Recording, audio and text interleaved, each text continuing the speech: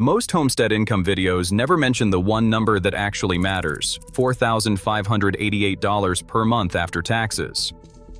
That's what the median American household spends on basic living, and it's the real benchmark.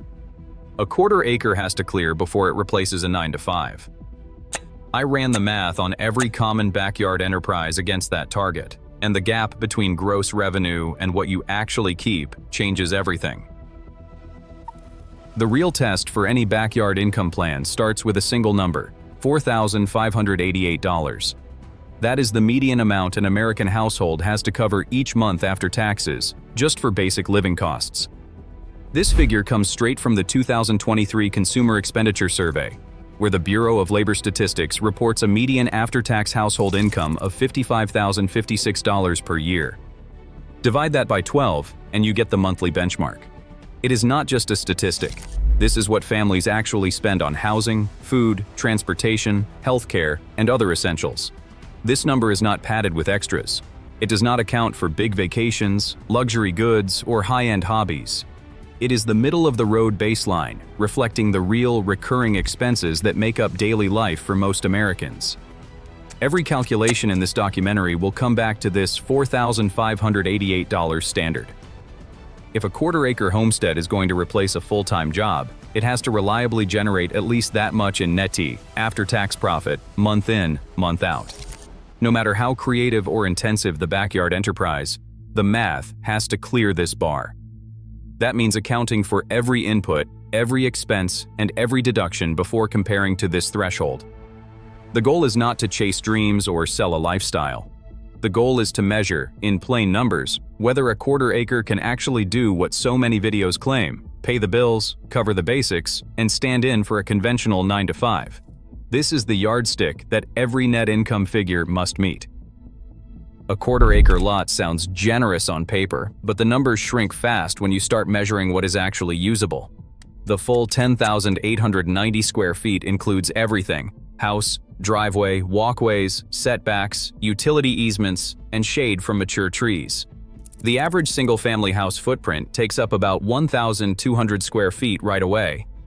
Driveways and parking pads claim another 1,400 to 1,600 square feet. Most city zoning codes require front, rear, and side setbacks, which together remove around 2,500 to 2,800 square feet from productive use. Add in utility easements and the shaded areas beneath 2 or 3 mature trees, and another 1,200 square feet disappears from the total. What is left for actual growing, animal pens, or any kind of production is usually between 5,000 and 6,500 square feet, sometimes less. That is about the size of 2 tennis courts side by side. It is a hard cap that no amount of clever planning can overcome. Every square foot is already spoken for by something: a building, a driveway, a code-mandated buffer, or the deep shade where vegetables will not thrive. This is the real footprint that all backyard revenue calculations have to work with. Claims of full-time income from a quarter acre only make sense if they are based on this much smaller, truly available area, not the whole parcel. Any enterprise, from market gardening to micro-livestock, has to fit within these boundaries.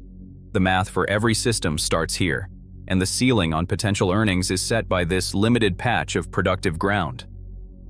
Maya's backyard market garden runs at the edge of what is possible on a suburban quarter acre. She has maximized every inch, with half her usable space, about 3,000 square feet, given to tightly spaced vegetable beds. Maya's system follows the spin model, with quick bed turnover, high-value crops, and direct sales at the Saturday market. Over a season, her gross revenue reaches $12,000, but that number is only the beginning. Seeds, compost, water, row cover, hand tools, and organic amendments eat away at the total. Market stall fees and payment processing take another bite. After subtracting all expenses, Maya's net income for the year is $7,500. That is before accounting for her time. Every week from March through October, she spends early mornings harvesting, afternoons washing and packing, and weekends at the market. The labor is relentless. It includes bed prep, planting, weeding, and constant replanting to keep the beds productive. Even with efficient systems and no paid help, the hours add up fast. Despite the intensity, Maya's net profit covers less than 2 months of the median household's basic expenses.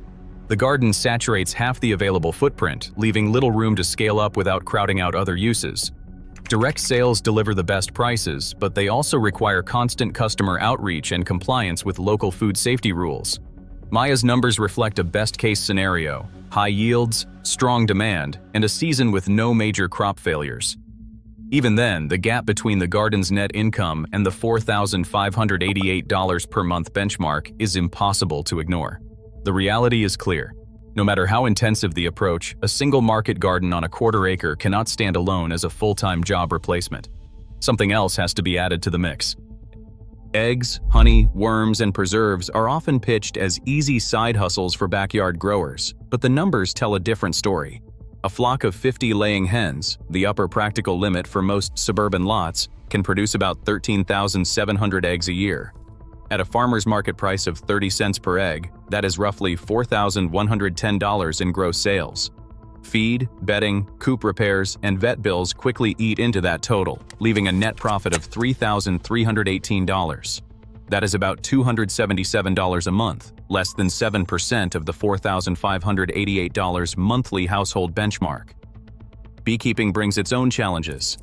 3 hives might yield 115 pounds of honey in a good year, but with beginner loss rates reaching 30%, the real harvest often drops closer to 80 pounds. Even at $6 a pound, gross revenue rarely tops $600. After factoring in hive equipment, replacement bees, and treatments for pests, net income shrinks to around $200. The labor is seasonal, but the risk is year-round. Worm farming, or vermiculture, is sometimes called the most profitable use of a few square feet. A 4-by-8-foot bin can process kitchen scraps into premium vermicast. Marketed at 95 cents a pound, annual gross revenue can reach $340. Subtract setup and upkeep, and the net is about $170 a year. It is a tidy sum for a small footprint, but nowhere near a living wage.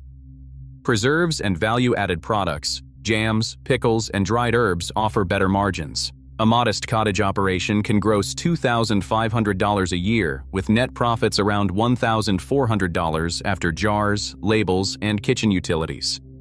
Regulations and market stall fees add friction, but for many, this is the most flexible way to stack income on top of garden produce.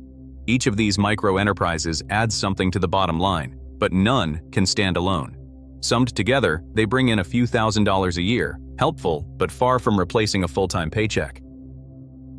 Stacking every backyard enterprise, market garden, hens, bees, worms, and value-added products brings the annual gross revenue for a quarter acre to between $25,000 and $45,000. But gross is only the starting point.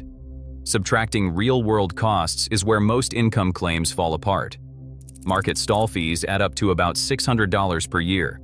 Liability insurance typically required for direct sales runs another $300. After all inputs and overhead, the combined NETI income narrows to a range of $15,000 to $28,000. From there, self-employment tax takes a further 15.3% bite. This is not a minor detail. After tax, the final take-home shrinks again. The gap between these numbers and the $55,000 annual benchmark is clear. On paper, a stacked quarter-acre operation delivers only half or less of what is needed to cover a median household's basic expenses. The dollars alone fall short, even before factoring in the value of time. All the income figures so far only matter if you weigh them against the time invested. Running a diversified quarter-acre operation isn't a hands-off side gig. It's a serious commitment. Across the full year, the combined workload for market gardening, hens, bees, worms, and value-added products adds up to about 610 hours. During peak season, weeks can stretch to 30 or even 45 hours, matching the experience of growers like Curtis Stone. When you divide the final net income by the total hours worked, the effective wage comes out to $38.40 an hour. That number looks strong on paper, but it reflects a seasonal, physically demanding schedule, with long stretches where farming is the only job. Every dollar earned is directly tied to personal effort, and there is no paid time off, no benefits, and no safety net if yields drop. The time price tag is as real as the financial one. Today, the numbers are clear. Even with stacked enterprises, a typical quarter-acre nets $15,000 to $28,000, well below the $4,588 per month median household expense.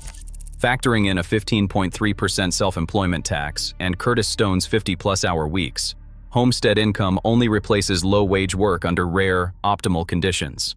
Reality matters.